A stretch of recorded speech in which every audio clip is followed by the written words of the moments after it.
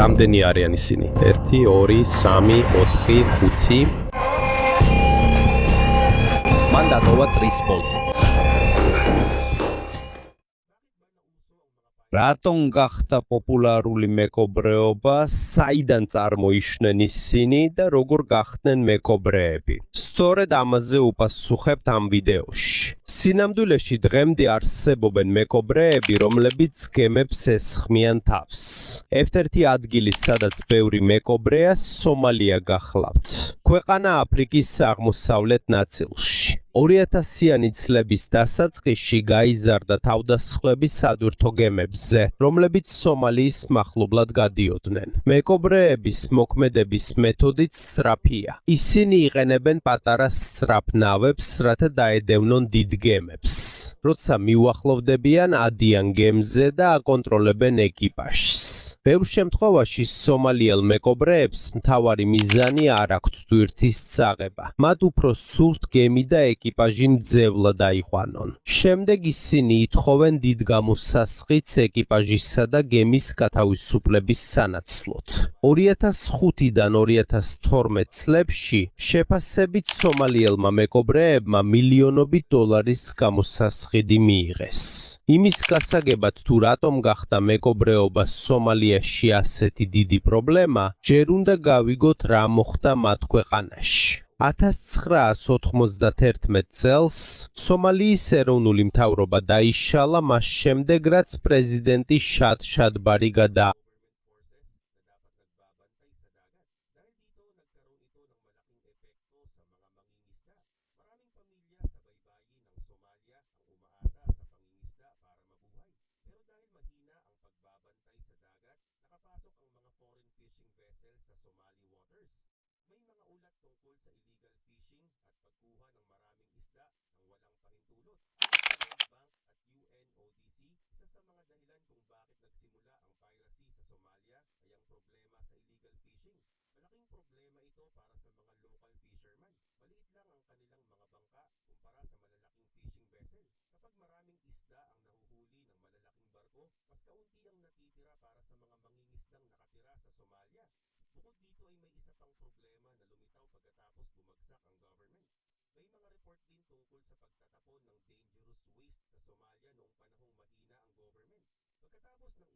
ინდოეთის ოკეანის ცუნამის შემდეგ 2004 წელს ნაპირზე გამოიტანა ნარჩენები და დაზიანებული კონტეინერები სომალიის რამდენიმე სანაპიროზე. გაეროს გარემოს დაცვითი პროგრამის ცნობით, დიდი ხანია არსებობს შეშფოთება სომალიაში ნარჩენების უკანონო გადაყრის შესახებ და მისი შესაძლო გავლენის შესახებ ჯანმრთელობასა და გარემოზე. ასეთ ვითარებაში სანაპიროზე გაჩნდა რამდენიმე შეიარაღებული ჯგუფი. ზოგი სომალიელი მეთევზე და სხვა ადგილობრივი შეიარაღებული ჯგუფი აცხადებდა, რომ ისინი იცავდნენ საკუთარ ზღვას უკანონო თევზაობისგან. ზოგი მათგანი უცხოურ გემებს, რომლებსაც იჭერდნენ, ფულს თხოვდა, მაგრამ მალე ამ ჯგუფების ნაწილმა საქმიანობა შეიცვალა. მათ შეამჩნიეს, რომ კომერციული გემების დაჭერით და გამოსასყიდის მოთხოვნით უფრო დიდი ფულის შოვნა შეიძლებოდა.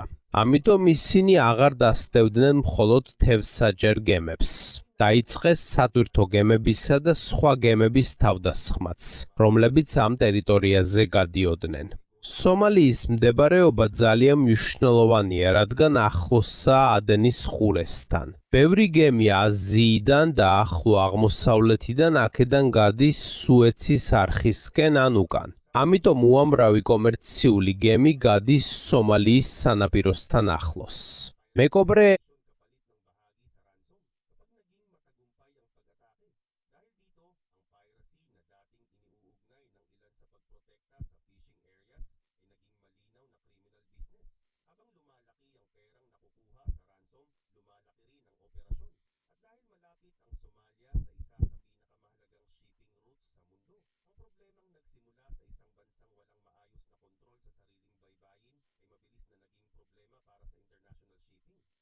მარტივი იყო ის, რასაც შეიარაღებული ჯგუფები ზღვაში აკეთებდნენ. იყო ერთი შემთხვევა, დაახლოებით 1994 წელს, როცა 26 სომალიელი, რომლებიც საცხადებდნენ, რომ სანაპირო დაცვის წევრები იყვნენ, ავიდნენ ერთ გემზე, მათ გემი 5 დღის განმავლობაში დაიკავეს, აიღეს რამდენიმე ნივთი და შემდეგ წავიდნენ. ეს აჩვენებს, რომ იმ პერიოდში სომალიური მეკობრეობა ჯერ კიდევ ასე ორგანიზებული არ იყო. 2004 წელსაც მოხდა დიდი მოვლენა, რომელმაც სომალიის სანაპირო თემებს კიდევ უფრო გაურთულა ცხოვრება. ინდოეთის ოკეანის ცუნამი მათ სანაპირომდე მივიდა. ბევრი სახლი და თევზსაჭერი ნავი განადგურდა და ხალხიც დაიღუპა. იმ დროსაც სომალიის დიდი ნაწილის კონტროლი მთავრობას ჯერ კიდევ არ ჰქონდა. ბევრი ტერიტორია სხვადასხვა კლანის ხელში იყო. ომის პატონისა და შეიარაღებული ჯგუფების. იმის გამო, რომ კანონი და უსაფრთხოება სუსტი იყო, კრიმინალური ჯგუფებისთვის უფრო ადვილი გახდა გაზრდა. აქედან დაიწყო სომალიური მეკობრეობის სერიოზული ცვლილება. ადრე მცირე და მარტივი თავდასხმები ნელ-ნელა უფრო ორგანიზებულ ოპერაციებად იქცა. და რაც შემდეგ მოხდა. 2005 წლისთვის სომალელმა მეკობრეებმა შეძლეს უფრო შორს გასულიყვნენ სანაპიროდან, მათ გამოიყენეს უფრო დიდი გემები, რომელსაც დედა გემი ეწოდებოდა. აქედან ისინი უშვებდნენ პატარა სწრაფ ნავებს, რათა დაედევნათ სამიზნე გემი. ზოგიერთი ჯგუფი ასევე იყენებდა რადარს, GPS და სატელიტურ ტელეფონს. ამის გამო მათ უფრო ადვილად შეეძლოთ გაეგოთ სად იმყოფებოდა ზღვით მიმავალი გემები. ზოგი ასევე იყენებდა ინფორმაციას გადაზიდვის მარშრუტების შესახებ, რათა გაეგოთ სად შეიძლებოდა გაევლო მათ სამიზნეს. ამ ახალი მეთოდის წყალობით მათ უფრო მეტ გემს მიაღწიეს. 2008 წლისთვის სომალის მახლობლად მეკობრეების თავდასხმები სწრაფად გაიზარდა. 2009 წელს მსოფლიოში დაფიქსირებული მეკობრეობის შემთხვევების თითქმის ნახევარი სწორედ ამ ტერიტორიაზე მოხდა. ამასთან ერთად გამოსასყიდად მიღებული თანხაც გაიზარდა. 2008 წელს ზოგიერთ შემთხვევაში გამოსასყიდის საშუალო თანხა დაახლოებით $1 მილიონი იყო. იმის გამო, რომ დიდი თანხის მიღება იყო შესაძლებელი, ზოგიერთმა ადგილობრივმა ბიზნესმენმა და ომის მეთაურმა დაიწყო ფულის გამოყოფა მეკობრეთა ოპერაციების დასაფინანსებლად. ზოგიერთ ადგილას მეკობრეობა ინვესტიციადაც კი იქცა, იყვნენ ადგილობრივი მცხოვრებლები, რომლებიც მეკობრე ჯგუფებს ფულს, საწვავს ან სხვა საჭირო ნივთებს აწვდიდნენ. თუ გატაცება წარმატებით დასრულდებოდა და გამოსასყიდს მიიღებდნენ, მათაც შეეძლოთ ფულის წილის მიღება. 2009 წელს როიტერსმა გაავრცელა ინფორმაცია, რომ მსგავსი სისტემა არსებობდა ერთ სომალიურ ქალაქში, რომელიც მეკობრეების დიდ ბაზად იქცა. ამან აჩვენა, რამდენად დიდი ცვლილება მოხდა მეკობრეობაში. ეს აღარ იყო უბრალოდ მეთევზეთა ჯგუფი, რომლებიც სხვას იცავდნენ. ეს უკვე ბიზნესი იყო, რომელსაც სხვადასხვა ადამიანი აფინანსებდა და სარგებელს იღებდა. მეკობრეთა ზოგიერთი ჯგუფი კვლავ ამტკიცებს, რომ ამას სომალის წყლებში უკანონო თევზჭერასა და ნარჩენების დაყრაზე პასუხად აკეთებენ. მაგრამ ოპერაციის ზრდასთან ერთად ეს მიზეზი უფრო და უფრო რთული გასამართლებელი ხდება. უკვე არიან მეკობრეები, რომლებიც თავს ესხმიან გემებს, რომლებსაც უკანონო თევზჭერასთან არანაირი კავშირი არ აქვთ. ზოგი გემი, რომელიც სომალისა და აღმოსავლეთ აფრიკის სხვა რეგიონებში ადამიანებისთვის საკვებსა და დახმარებას ეზიდებოდა, ასევე გახდა სამიზნე. შემოსავლის ზრდასთან ერთად თავდასხმებიც უფრო საშიში გახდა. 2011 წლისთვის ამ რეგიონში მეკობრეობის 227 შემთხვევა დაფიქსირდა. იმ წელს 1200-ზე მეტი ადამიანი მწევლად აიყვანეს. გამოსასყიდის თანხაც მნიშვნელოვნად გაიზარდა. ზოგიერთ შემთხვევაში გემისა და ეკიპაჟის გასათავისუფლებლად რამდენიმე $1 მილიონ ითხოვდნენ. ამ ეტაპზე საერთაშორისო საზოგადოება ვეღარ უგულებელყოფდა სომალურ მეკობრეობას. უკვე ძალიან ბევრი გემი დაზარალდა და ზიანს იღებდა. უკვე ძალიან ბევრი ეკიპაჟი ჩართულია ამაში და ოპერაციაში უფრო დიდი თანხები ტრიალებს. აქედან იწყება უფრო დიდი ბრძოლა სომალელი მეკობრეების შესაჩერებლად. 2000-იანი წლების შუა პერიოდში საერთაშორისო საზოგადოება უფრო მეტად ამჩნევს სომალელ მეკობრეებს რამდენიმე დიდი ინციდენტის გამო. ეს ამბები მთელ მსოფლიოში ვრცელდება. 2005 წლის ნოემბერში მეკობრეებმა კიდევაც შეუტიეს საკრუიზო გემს Sea Seaborne Spirits სომალიის მახლობლად. მათ გამოიყენეს ტყვიამფხვევი და კუმბარ სატყორცნი. პარკო დაზიანდა, მაგრამ გემი გაიქცა და არც ერთი მგზავრი არ დაღუპულა. რადგან გემზე ბევრი უცხოელი ტურისტი იმყოფებოდა, ინციდენტი სხვადასხვა ქვეყანაში დიდ ამბად იქცა. პრობლემა კიდევ უფრო გამწვავდა 2008 წლის სექტემბერში, როდესაც სომალელმა მეკობრეებმა გაიტაცეს MB Faina სატვირთო გემი უკრაინიდან. Faina-ს ჩვეულებრივი ტვირთი არ გადაჰქონდა, მას გადაჰქონდა 33 ერთეული, T-72 ტანკი, საბრძოლო მასალა და სხვა სამხედრო იარაღი. ამის გამო Faina-ს სხვა ქვეყნების სამხედრო გემები მაშინვე მეთვალყურეობა დაუწყეს. ისინი არ სურდათ, რომ იარაღი სხვა შეიარაღებულ ჯგუფებს ჩახბარებოდათ. მეკობრეებმა დიდი გამოსასყიდი მოითხოვეს. რამდენიმე თვიანი მოლაპარაკებების შემდეგ მათ მიიღეს $3.2 მილიონი და გემი გაათავისუფლეს 2009 წლის ფებრუარში. მაგრამ მხოლოდ რამდენიმე თვე გავიდა და კიდევ ერთი ინციდენტი მოხდა, რომელმაც სომალური მეკობრეობა კიდევ უფრო გააცნო მთელ მსოფლიოს. 2009 წლის აპრილში 4 სომალელმა მეკობრემ შეუტია ამერიკულ სატვირთო გემს მაერს კალაბამას. ეკიპაჟმა შეძლო დიდი გემის კონტროლის დაბრუნება. მაგრამ მეკობრეებმა აიყვანეს კაპიტანი რიჩარდ ფილიპსი და გადაიყვანეს პატარა სამაშველო ნავში. შეერთებული შტატების საზღვაო ძალები მივიდნენ და ზღვაში რამდენიმე დღიანი დაპირისპირება დაიწყო. 2009 წლის 12 აპრილს კაპიტანი ფილიპსი გადაარჩინეს აშშ-ის სამხედრო საზღვაო ძალების სილებმა. 4-დან 3 მეკობრე მოკლეს, ხოლო 1 დააკავეს. მომხდარი დიდი საერთაშორისო სიახლე გახდა. შემდგომში ამ ამბავზე გადაიღეს ფილმი კაპიტანი ფილიპსი. ამ ეტაპზე უკვე ნათელი იყო, რომ მხოლოდ ზღვის გარკვეული მონაკვეთების დაცვა საკმარისი აღარ იყო. მეკობრეები ძალიან დიდ ტერიტორიაზე მოქმედებდნენ. ცნელია ინდოეთის ოკეანესა და ადენის ყურეში თითოეული გემის დაცვა. ასევე რთულია მაშინვე ამოიცნო, არის თუ არა პატარა ნავი მეკობრეების ნავი. ამ რეგიონში ბევრი ჩვეულებრივი მეთევზე ასევე იყენებს პატარა ნავებს. როდესაც მეკობრეები უკვე გემზე არიან და მძევლები ჰყავთ, სამხედროებისთვის უფრო რთულია შეტევა, რადგან ეკიპაჟის სიცოცხლე შეიძლება საფრთხეში აღმოჩნდეს. ამიტომ მეკობრეობის შესაჩერებლად მხოლოდ სამხედრო ძალა არ გამოუყენებიათ. საერთაშორისო საზღვაო გადაზიდვების ინდუსტრიამ გემების დასაცავად ახალი მეთოდები დანერგა. ერთ-ერთი ყველაზე მარტივი მეთოდია მაღალი წნევის წყლის შლანგის გამოყენება. როდესაც მეკობრეების ნავი გემს უახლოვდება, შესაძლებელია გემის გვერდზე ძლიერი წყლის ნაკადის მიმართვა, რათა მათ ასვლა გაუჭირდეთ. ზოგმა გემმა გვერდებზე მავთულხლართიც დაამაგრა, რომ ასვლა კიდევ უფრო გაართულონ. დაცვა კიდევ უფრო გამგაცრდა, ტარები იკეტება და ეკიპაჟი მორიგეობს. მოგზაურობისას ეკიპაჟის წევრები მუდმივად აკვირდებიან საეჭვო ნავებს. ზოგმა გემმა შიგნით უსაფრთხოების ოთახიც გააკეთა, რომელსაც ციტადელი ეწოდება. როცა მეკობრეები გემზე ავლენ, ეკიპაჟი ამ ოთახში შედის და კარს კეტავს, სანამ დახმარებას ელოდება. ეს მეთოდები გახდა იმ საუკეთესო მართვის პრაქტიკის ნაწილი, რომელიც შეიქმნა მაღალი რისკის ზონებში გამავალი გემების დასახმარებლად. ადენის ყურეში ასევე შეიქმნა სპეციალური საზღვაო მარშრუტი, რომელსაც საერთაშორისო რეკომენდებული სატრანზიტო კორიდორი ეწოდება. ამ მარშრუტზე საერთაშორისო საზღვაო ძალებს უფრო მარტივად შეუძლიათ კომერციული გემების მეთვალყურეობა. ზოგ შემთხვევაში სამხედრო გემებიც აცილებენ კომერციული ხომალდების ჯგუფებს. ბევრმა საზღვაო გადაზიდვების კომპანიამ დაიწყო კერძო შეიარაღებული მცველების გამოყენება. ეს დიდი ცვლილებაა, რადგან ახლა გემზე არიან გაწვრთნილი მცველები, რომლებიც მზად არიან დაიცვან ხომალდი თუ მეკობრეების ნავი მიუახლოვდება. ამასთან ერთად, სხვადასხვა ქვეყანამ გაგზავნა სამხედრო გემები ადენის ყურესა და ინდოეთის ოკეანეში პატრულირებისთვის. ნელ-ნელა ამ ნაბიჯების კომბინაცია ეფექტური გახდა.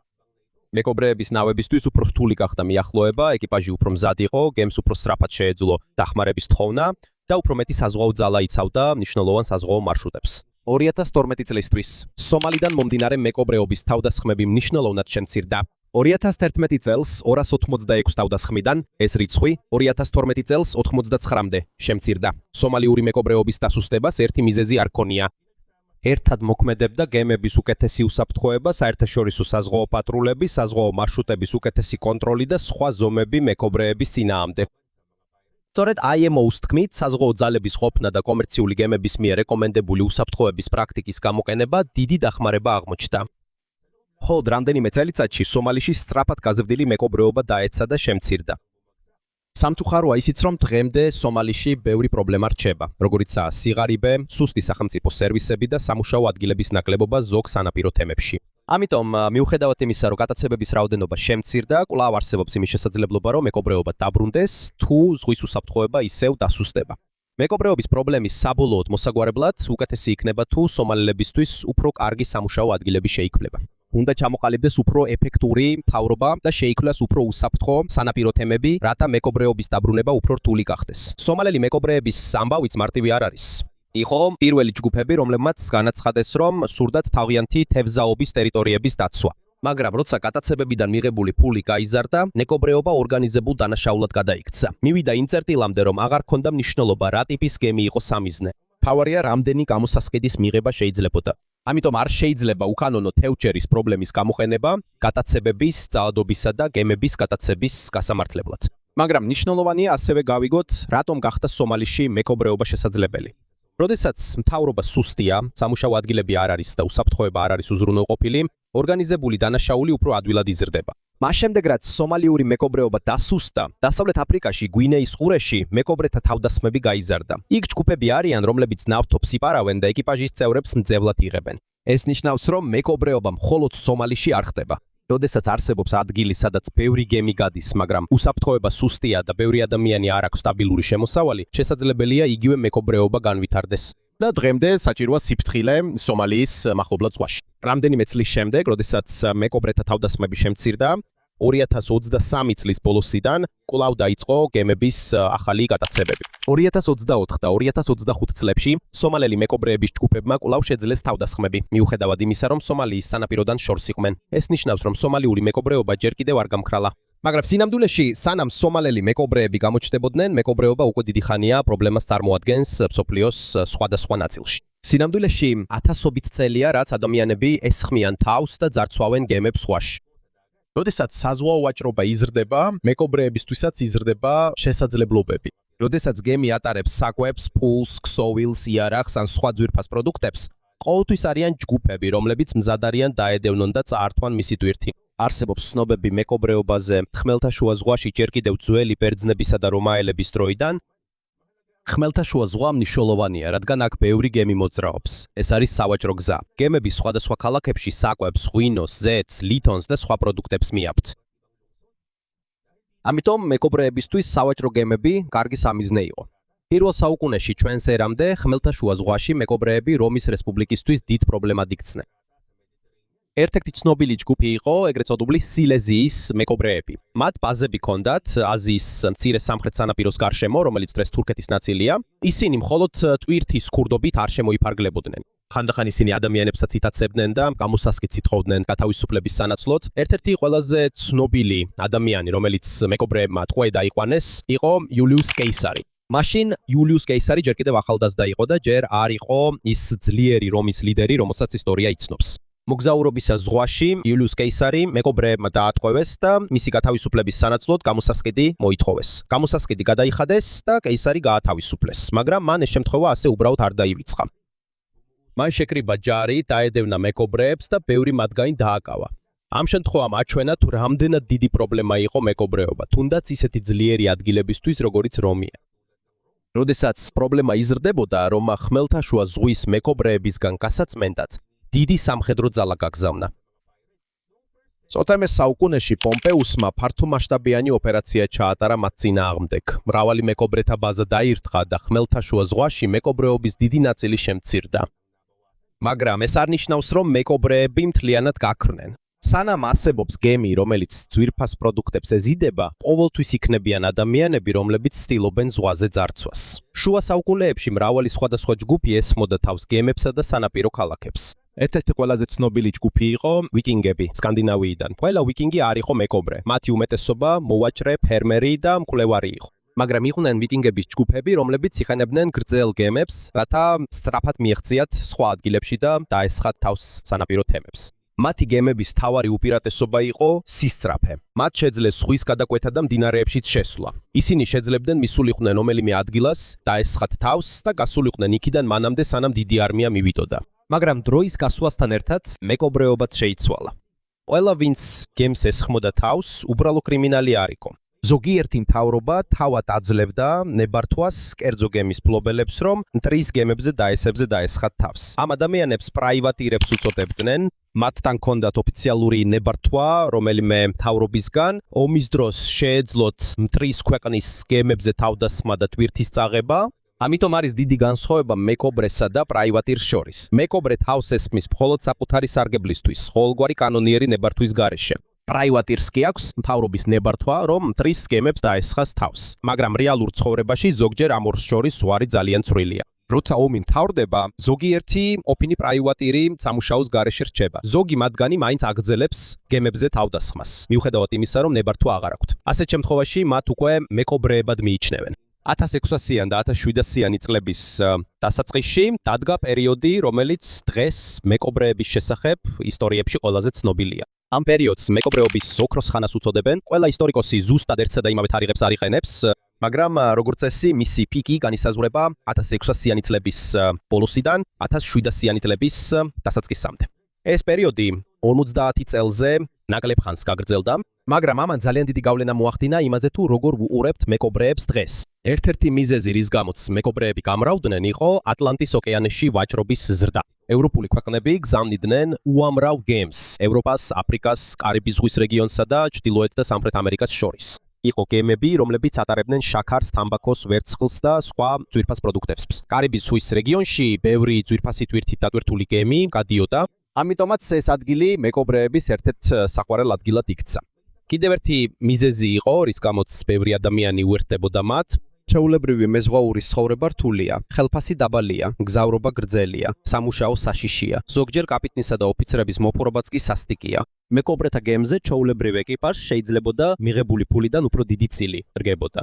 არსებობს მეკობრეთა ეკიპაჟები, რომლებიც თავად ადგენენ წესებს, თუ როგორ გაიყოფენ ნაძარცუს და როგორ აირჩევენ ლიდერებს. ეს არნიშნავს, რომ მეკობრის ცხოვრება კარგი იყო. ეს მაინც ძალიან სახიფათოა. მათ შეუძლიათ ბრძოლაში ავადმყოფობით უბედური შემთხვევით დაიღუპონ ან ჩამოახრჩონ თუ დააკავებენ. მაგრამ იმ დროის ზოგი მეზღვაურისთვის მეკობრეთა ეკიპაჟში ყოფნა უფრო სასურველი იყო, იმიტომ რომ ურჩემდათ ეს, ვიდრე დარჩენილიყვნენ დაბალანაზღაურებად და მძიმე სამუშაოზე. ამ დროის ერთ-ერთი ყველაზე ცნობილი მეკობრე იყო ედვარდ ტიჩი, რომელიც უფრო ცნობილია როგორც ბლეკბირდი. ბლეკბირდი აქტიური იყო 1700-იანი წლების დასაწყისში. მისი ყველაზე ცნობილი გემი ეწოდებოდა დედოფალ ანას შურისძიება.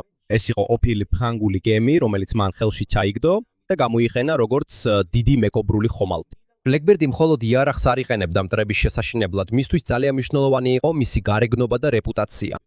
მას გრძელი წვერი ჰქონდა და სპეციალურად ქმნიდა საშიშ გარეგნობას ბრძოლის წინ. მიზანი მარტივი იყო. თუ სამიზნე გემის ეკიპაჟი მაშინვე შეშინდებოდა, ისინი შეიძლება დანებებულიყვნენ გრძელი ბრძოლის გარეშე. ამიტომ შიშს დიდი როლი ჰქონდა მეკობრეობის წარმატებაში. როცა მეკობრე კაპიტნის სახელით ცნობილი იყო, ზოგჯერ ეს საკმარისი იყო, რომ სამიზნე დანებებულიყო. მაგრამ ბლეკბირდის კარიერაც დიდხანს არ გაგრძელებულა. ეს მოხდა 1727 წლის ნოემბერში. 1718 წელი ის მოკლეს ბრძოლაში ვირჯინიიდან გამოგზავნილ ძალებთან ჩრდილოეთ კაროლინაში, ოკრაკოკის კუნძულის მახლობლად. იმ დროს კიდევ რამდენიმე ცნობილი მეკობრე იყო. ერთ-ერთი მათგანი იყო ბართოლომიუ რობერტსი, რომელსაც ასევე ბლეკბირდს ეძახდნენ. ის იყო ერთ-ერთი იმ მეკობრე კაპიტნებიდან, რომელმაც სულ რამდენიმე წელიწადში უამრავი გემი ჩაიგდო ხელში. ასევე იყო კალიკო ჯეკ რექემი.